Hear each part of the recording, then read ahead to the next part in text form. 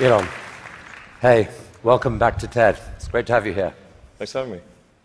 So, in the next half hour or so, we're going to spend some time exploring your vision for what an exciting future might look like, which I guess makes the first question a little ironic.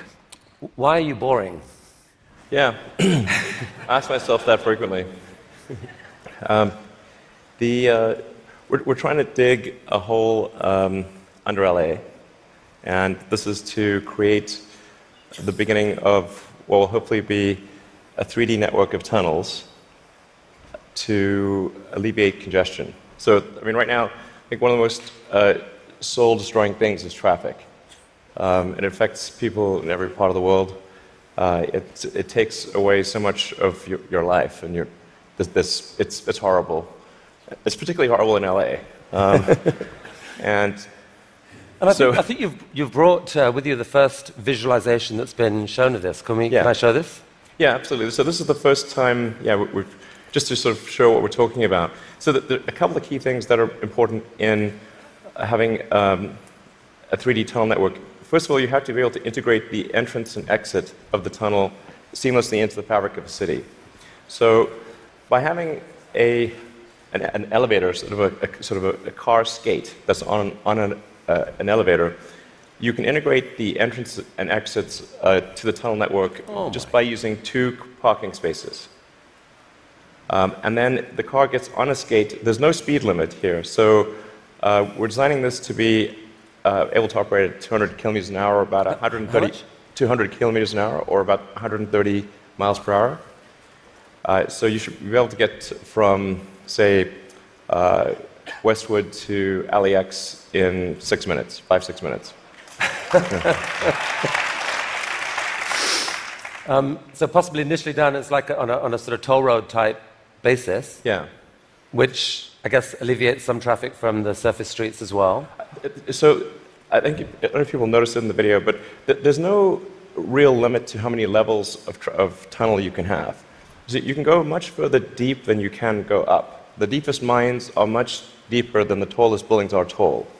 So you can alleviate any arbitrary level of urban congestion with the 3D tunnel network. This is a very important point. So a key rebuttal to the tunnels is that if you add one layer of tunnels, then that will simply alleviate congestion. It'll get used up, and then you'll be back where you started, back with congestion. But you can go to any arbitrary number of tunnels, any number of levels. But people assume traditionally it's incredibly expensive to dig, and that would block this idea. Yeah. Well, they're right. To give you an example, the LA subway extension, which is, I think it's a 2.5-mile extension, that was just completed for $2 billion. So it's roughly $1 billion a mile to do the subway extension in LA. And this is not the highest utility subway in the world. It's quite difficult to dig tunnels normally. I think we need to have at least a 10-fold improvement in the cost per mile of tunneling. And how could you achieve that? I guess, actually, if you just do 2 things, you can get to approximately an order of magnitude improvement, and I think you can go beyond that. So the first thing to do is to cut the tunnel diameter by a factor of 2 or more. So a single road lane tunnel would, according to regulations, has to be 26 feet, maybe 28 feet in diameter to allow for crashes and emergency vehicles and sufficient ventilation for combustion engine cars.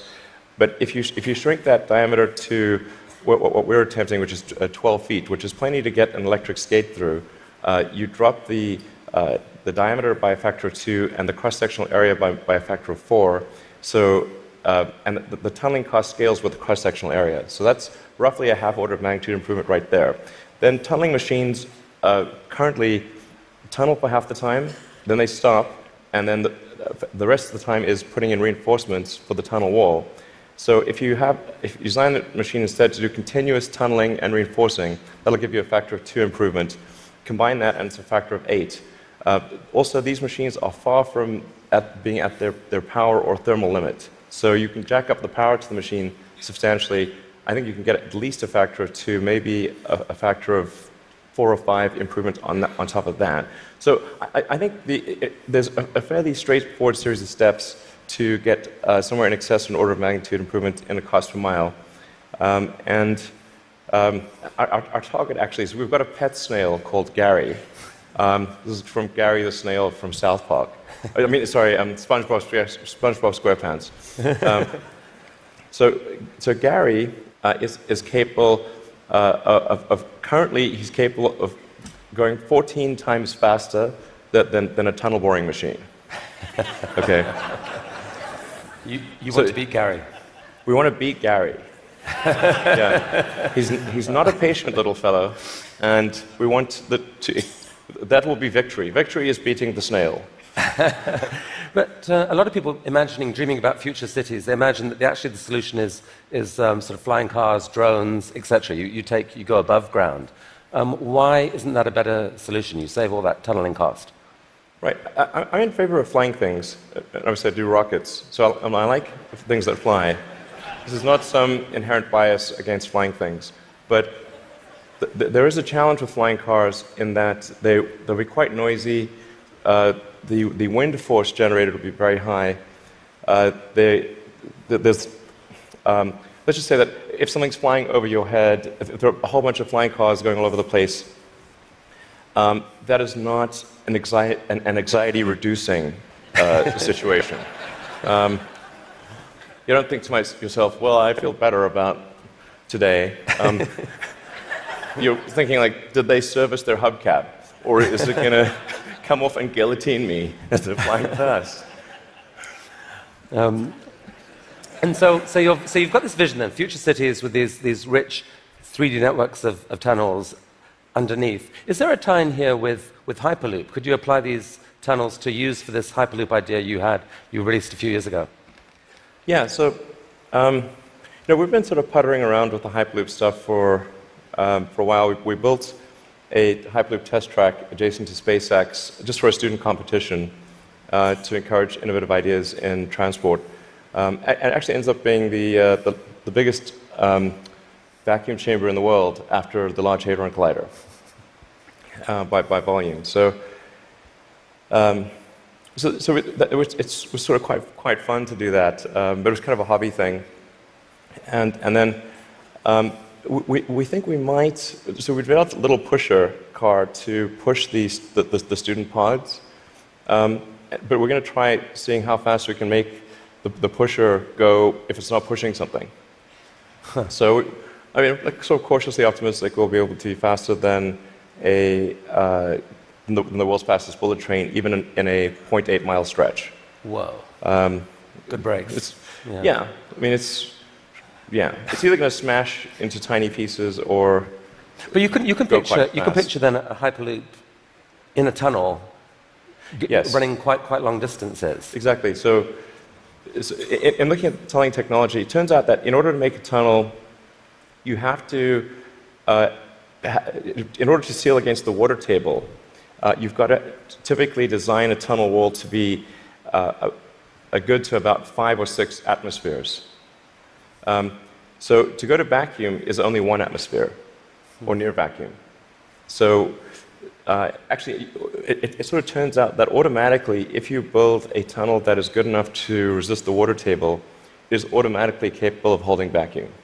Huh. So, yeah. And so you could actually picture this, like what kind of length tunnel is in Elon's future to running Hyperloop? Yeah, I think there's no real length limit. You could dig as much as you want. I think if you were to do something like a DC to New York Hyperloop, I think you'd probably want to go underground the entire way because it's a high density area. You're going under a lot of buildings and houses, and if you go deep enough, you cannot detect the tunnel. Sometimes people think, well, it's going to be pretty annoying to have a tunnel dug under my house. Like, if that tunnel is dug more than about 3 or 4 tunnel diameters beneath your house, you will not be able to detect it being dug at all. In fact, like if you're able to detect the tunnel being dug, whatever device you're using, you can get a lot of money for that device from the Israeli military, who's trying to detect tunnels from Hamas, and from the US Customs and Border Patrol that trying to detect drug tunnels. So the reality is that Earth is incredibly good at absorbing vibrations, and once the tunnel depth is below a certain level, it is undetectable. Maybe if you have a very sensitive seismic instrument, you might be able to detect it. So you've started a new company to do this called The Boring Company. Very nice, very funny. What's funny about that? How much of your time is this? It's maybe 2 or 3%. You've called it a hobby. This is what an Elon Musk hobby looks like. I mean, it really is. Like, we actually, this is basically interns and people doing it part-time. So this is, we bought, some second-hand machinery, and it's kind of puttering along, but it's making good progress. So an even bigger part of your time is being spent on electrifying cars and transport through Tesla. Is one of the motivations for the tunneling project the realization that actually, in a world where cars are electric and where they're self-driving, there may end up being more cars on the roads on any given hour than there are now? Yeah, exactly. A lot of people think that when you make cars autonomous, that they'll be able to go faster and that will alleviate congestion. And to some degree, that will be true. But once you have shared autonomy where it's much cheaper to go by car and you can go point to point, the affordability of going in a car will be better than that of a bus. Like, it will cost less than a bus ticket. So the amount of driving that will occur will be much greater with shared autonomy, and actually traffic will get far worse. I mean, you started Tesla with the goal of persuading the world that electrification was the future of cars. Yeah. And a few years ago, people were laughing at you. Now, not so much. I mean... Okay. Well, I mean, I don't know. I don't know. But isn't it true that pretty much every auto manufacturer has announced serious electrification plans for the short to medium term future? Yeah.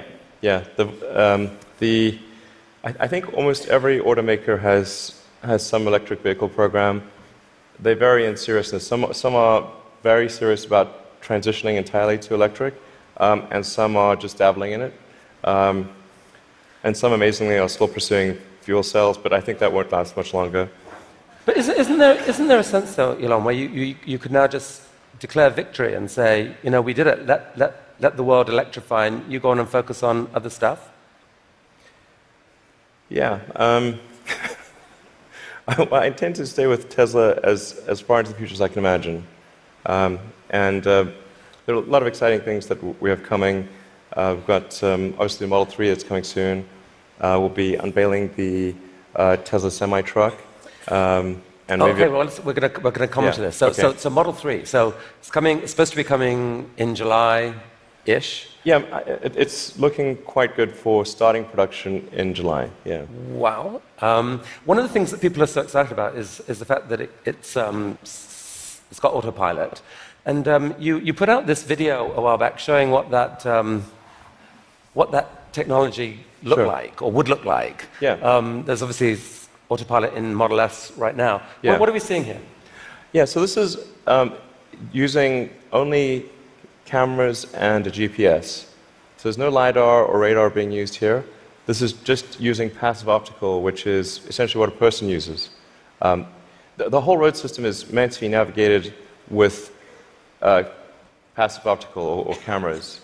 And so once you solve cameras or vision, then autonomy is solved. If you don't solve vision, it's not solved. So that's why our focus is so heavily on having a vision neural net that's very effective for road conditions. Right. Many other people are going the LiDAR route. You want cameras plus radar is most of it. You can absolutely be superhuman with just cameras. Like, you could probably do 10 times better than humans with just cameras. So the new cars being sold right now have eight cameras in them. That they can't yet do what that showed. When will they be able to? I think we're still on track for being able to go cross-country from LA to New York by the end of the year, fully autonomous. Okay, so a car, by the end of the year, you're saying someone's going to sit in a Tesla without touching the steering wheel, tap in New York, off it goes, won't have to ever touch the wheel by the end of 2017. Yeah, essentially November or December of this year, we should be able to go from, all the way from a parking lot in California to a parking lot in New York, no controls touched at any point during the entire journey. And amazing. But part of that is possible because you've already got a fleet of Teslas driving all these roads. You're accumulating a huge amount of data of that national road system. Yes, but the thing that will be interesting is that I'm actually fairly confident it will be able to do that route even if you change the route dynamically. So, like it's fairly easy. If you say I'm going to be really good at one specific route, that's one thing. But it should be able to go really be very good. Certainly, once you enter a highway, to go anywhere on the highway system in a given country. So it's not sort of limited to LA, New York. We could change it and make it Seattle, Florida, that day, or in real time. So you were going from LA to New York, now go from LA to Toronto. So leaving aside regulation for a second, in terms of the technology alone, the time when someone will be able to buy one of your cars and literally just take their hands off the wheel and go to sleep and wake up and find that they've arrived, how far away is that to do that safely? I think that's about 2 years. The real trick of it is not, how do you make it work, say 99.9% of the time? Because if a car crashes, say 1 in 1,000 times, then you're probably still not going to be comfortable falling asleep. That's, you shouldn't be, certainly. But by the same time, it's never going to be perfect. No system is going to be perfect. But if you say it's perhaps, the car is unlikely to crash in 100 lifetimes or 1,000 lifetimes, then people are like, okay, wow, if I would live 1,000 lives, I would still most likely never experience a crash, then that's probably okay. To sleep. Maybe, I guess a big concern of yours is that people may actually get seduced too early to think that this is safe, and that you'll have some horrible incident happen that puts things back. Well, I think that the autonomy system is likely to at least mitigate the crash, except in rare circumstances. The thing to appreciate about vehicle safety is this is probabilistic. Right. So that there's some chance that any time a human driver gets in the car that they will have an accident. That is their fault. It's never zero. And so the key threshold for autonomy is how much better does autonomy need to be than a person before you can rely on it. But once you get that literally safe hands-off driving, the power to disrupt the whole industry seems massive, because at that point you've spoken of people being able to buy a car, drops you off at work, and then you let it go and provide a sort of Uber-like service to other people, earn you money, maybe even cover the cost of your lease of that car. Exactly. So you can kind of get a car for free. Is that really likely? Yeah, absolutely. This is what will happen. So there will be a shared autonomy fleet where you buy your car and you can choose to use that car exclusively. You could choose to have it be used only by friends and family, only by 5-star other drivers who are rated 5-star. You can choose to share it sometimes, but not other times. That's 100% what will occur. It's just a question of when. Wow. So you mentioned the Semi, and I think you're planning to announce this in September. But I'm curious whether there's anything you could show us today. I will show you a teaser shot of the truck. Teaser shot. It's live. Okay. No, I no, think that's definitely a case where we want to be cautious about the autonomy features. Yeah. Because that just, we can't see that much of it, but it doesn't look like just a little friendly neighborhood truck. It looks kind of badass. What sort of semi is this? So this is a heavy-duty, long-range semi-truck. So it's like the highest weight capability and with long range. So essentially, it's meant to alleviate the heavy-duty trucking loads. And this is something which people do not today think is possible, because think the truck doesn't have enough power or it doesn't have enough range. And then with the Tesla Semi, we want to show that no, an electric truck actually can out-torque any diesel semi. And if you had a tug-of-war competition, like the Tesla Semi will tug the diesel semi uphill. That's pretty cool. And short term, these aren't driverless. These are going to be trucks that truck drivers want to drive. Yes. No, so what will be really fun about this is you have a flat torque RPM curve with an electric motor, whereas with a diesel motor or any kind of internal combustion engine car, you've got a torque RPM curve that looks like a hill. So this will be a very spry truck. You could drive this around like a sports car. There's no gears. It's like single speed. So there's a great movie to be made here somewhere. I don't know what it is, and I don't know that it ends well, but it's a great movie. I mean, it's quite bizarre test driving when I was driving the test prototype for this truck. It's really weird because you're driving around and you're so nimble, and you're in this giant truck. Wait, you've already driven a prototype? I drove it around the parking lot. I was like, this is crazy. Wow. This is not vaporware. This is like wow. Driving this giant truck and sort of making these mad maneuvers. This is cool. Okay, from a really badass picture to a kind of less badass picture, this is just a cute house from Desperate Housewives or something. What on earth is going on here? Well, this illustrates the picture of the future that I think is how things will evolve. You've got an electric car in the driveway. If you look in between the electric car and the house, there are actually 3 power walls stacked up against the side of the house, and then that house roof is a solar roof. So that's an actual solar glass roof. Okay, so that's a picture of a real. Admittedly, it's a real fake house. That's a real fake house.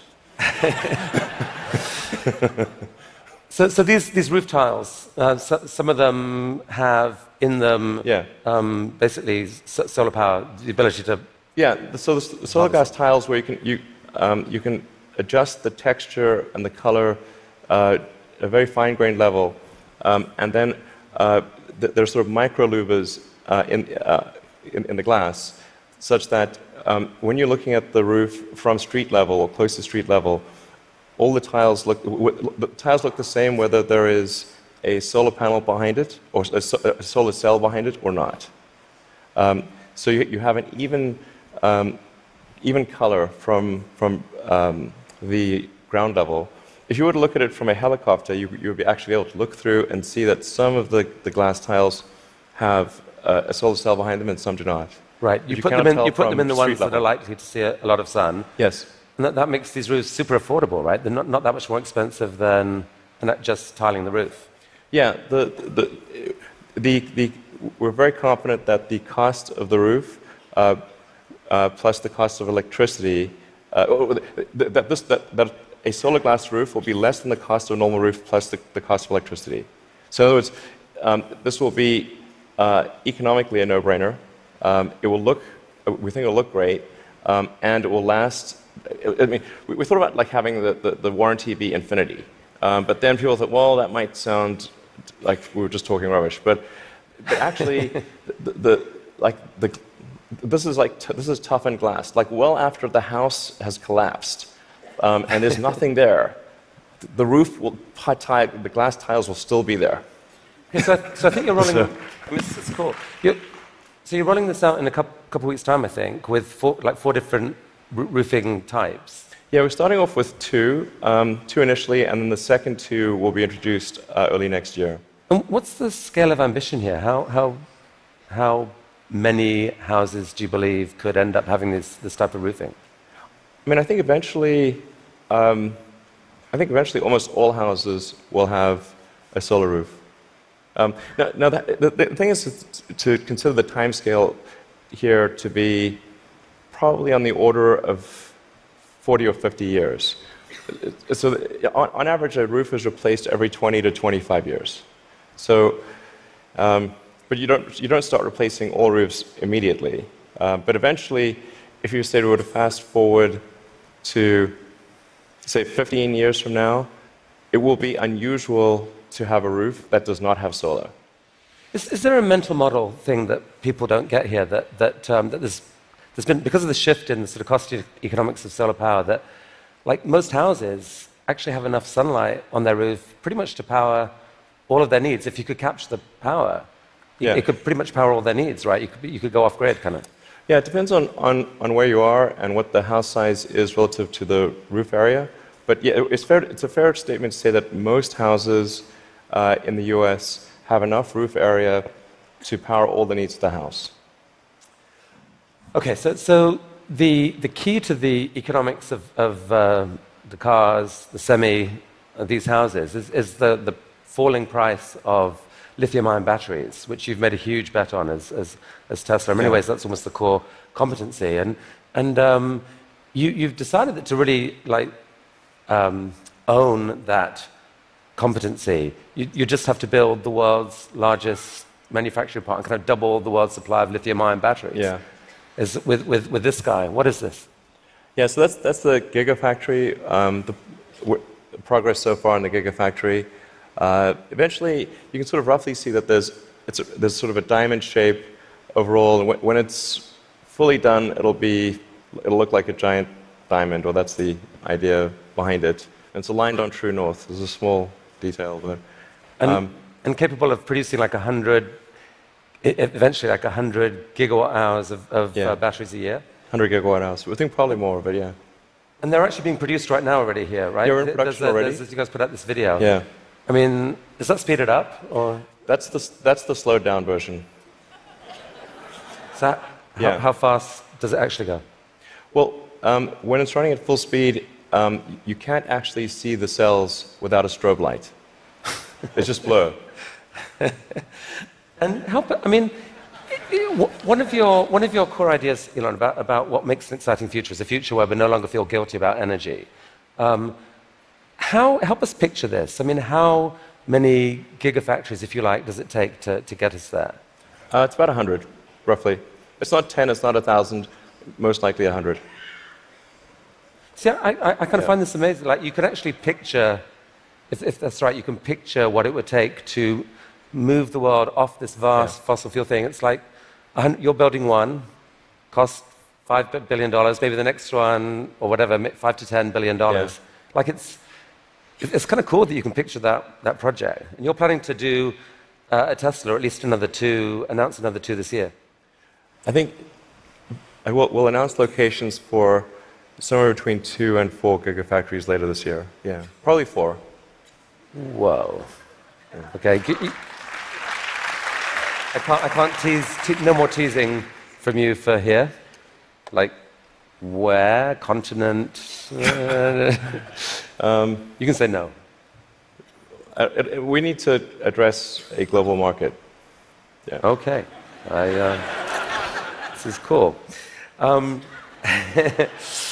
I think we should talk for global market. So I have to ask you one question. I'm going to ask you one question about politics. Only one. I'm kind of sick of politics, but I do need to ask you this. You're on a body now giving advice to a guy who has said he doesn't really believe in climate change, and there's a lot of people out there who kind of think you shouldn't be doing that. They'd like you to walk away from that. What would you say to them?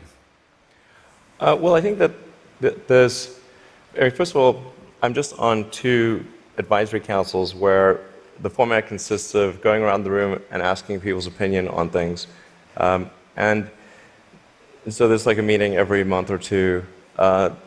that's the sum total of my contribution. But I think to the degree that there are people in the room who are arguing in favor of doing something about climate change, or other certain social issues. I've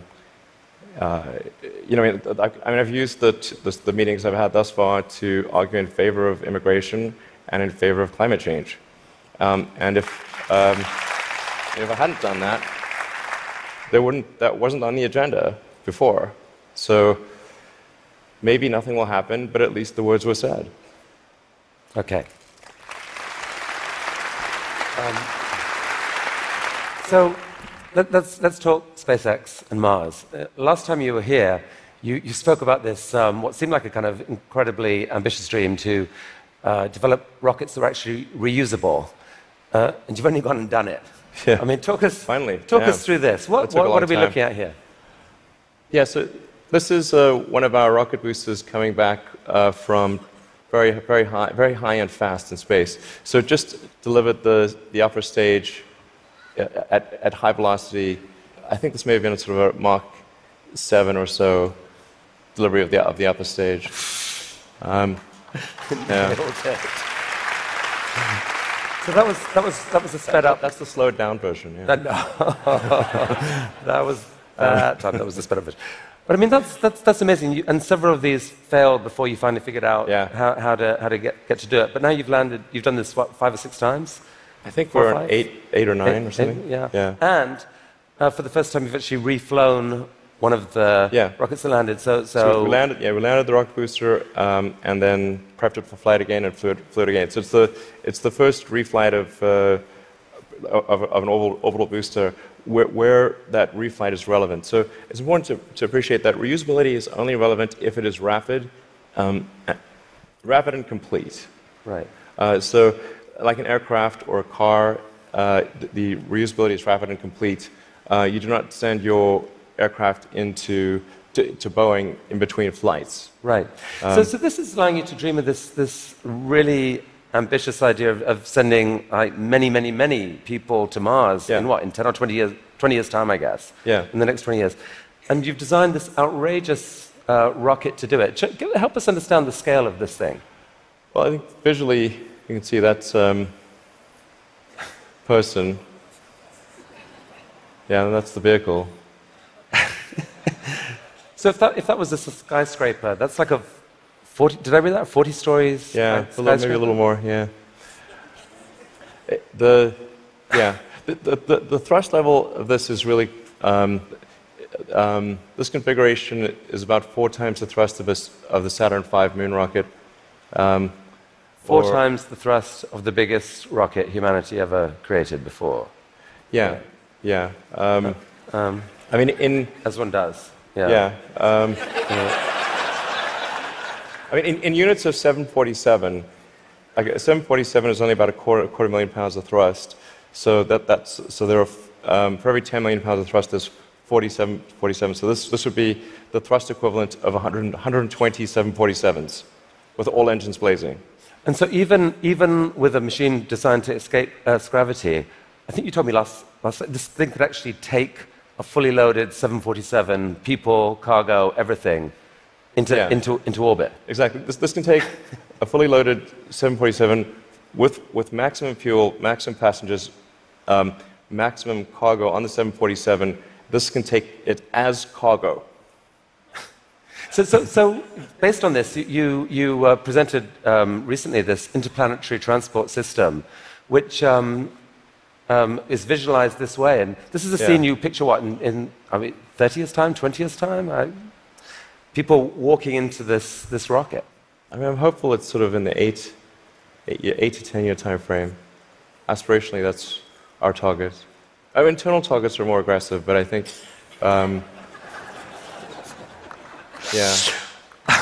Okay. So this vehicle seems quite large, and is large by comparison with other rockets. I think the future spacecraft will make this look like a rowboat.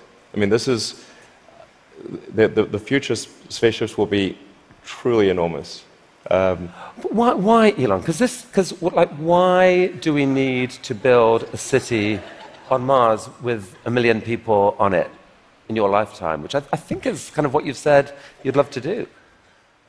Yeah, I think it's important to have a future that is inspiring and appealing. I mean, I just think that there have to be reasons that you get up in the morning and you want to live. Like, why do you want to live? What's the point? What inspires you? What do you love about the future? And if we're not out there, if the future does not include being out there among the stars and being a multi-planet species, I find that it's incredibly depressing if that's not the future that we're going to have.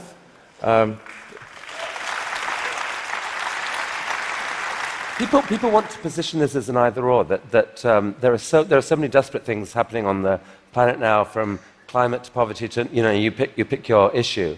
And this feels like a distraction. You shouldn't be thinking about this. You should be solving what's here and now. And to be fair, you've done a fair old bit to actually do that with your work on sustainable energy. But why not just do that?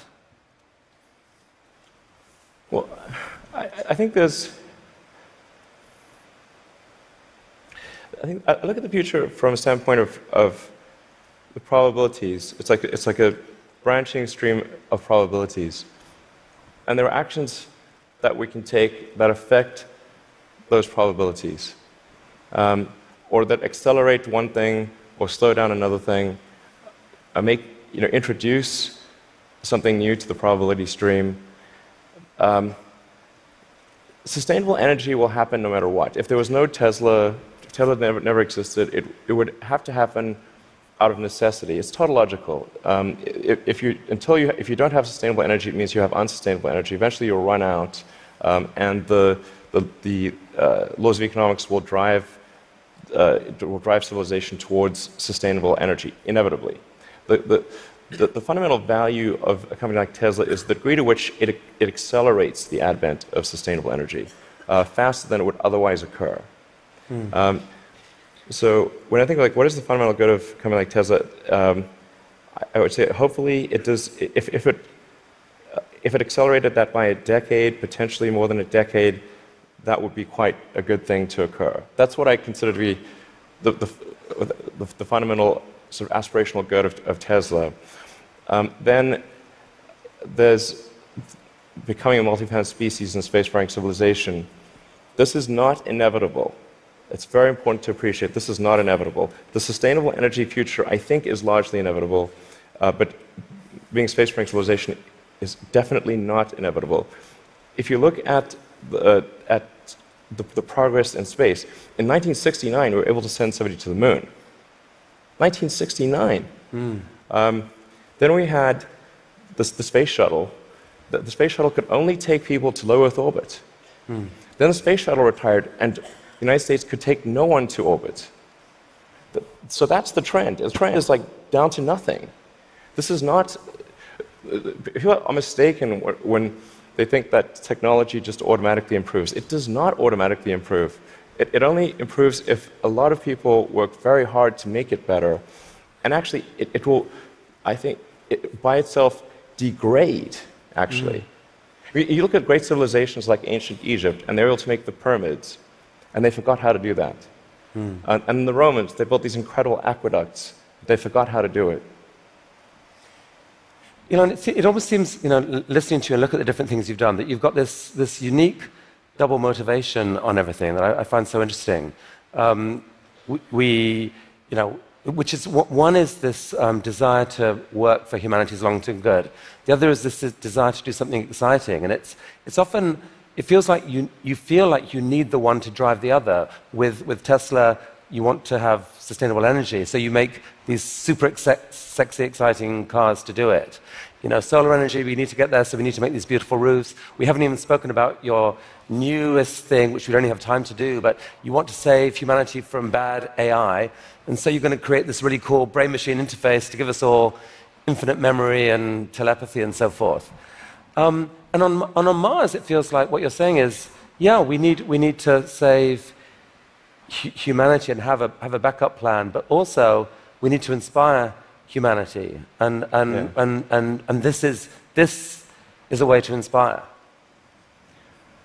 I think the value of beauty and inspiration is very much underrated, no question. But I want to be clear. I'm not trying to be anyone's savior. That is not the... I'm just trying to think about the future and not be sad. Beautiful statement. I think everyone here would agree that it is not... None of this is going to happen inevitably. The fact that in your mind you dream this stuff, you dream stuff that no one else would dare dream, or no one else would be capable of dreaming at the level of complexity that you do. The fact that you do that, Elon Musk, is a really remarkable thing. Thank you for helping us all to dream a bit bigger. You'll tell me if it ever starts getting genuinely insane, right? Thank you. That was really, really fantastic. That was really fantastic. Guys. Thank you.